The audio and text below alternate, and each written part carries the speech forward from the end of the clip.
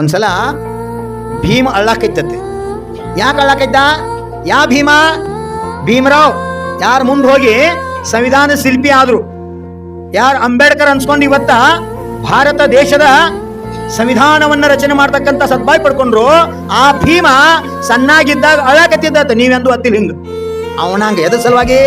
ಪಟ್ಟಿ ಸಿಗ್ಲಿಲ್ಲ ಅಂತ ಅಲ್ಲ, ಅಪ್ಪ ಅವ್ವ ಬಡದ್ರಂತ ಅಲ್ಲ, ಶಾಲ್ಯಾಗ ಮಾಸ್ತರ್ ಬಡದ್ರಂತ ಅಲ್ಲ. ಎದಕ್ಕತ್ತಿರ್ಬೇಕು? ರಾತ್ರಿ ಅಭ್ಯಾಸ ಮಾಡಾಗ ಎಣ್ಣೆಯಾಗಿ ದೀಪ ಹಾರಿತದ, ಚಿಮಣಿ ಹಾರಂತ ಅಳ್ಳಾಕೈತತ್ ನೀವು. ಶಾನ್ಯಾನ ಹುಚ್ಚು ಇವ ಭೀಮ. ಚಿಮಣಿ ಹಾರಂತ ಅಳ್ಳಾಕೈತಂತ ದೇವ್ರ ನನ್ಸ್ಕೋ ಪರಮಾತ್ಮ, ನಾ ಹೆಂಗ ಅಭ್ಯಾಸ ಮಾಡ್ಲಿನ್ನ?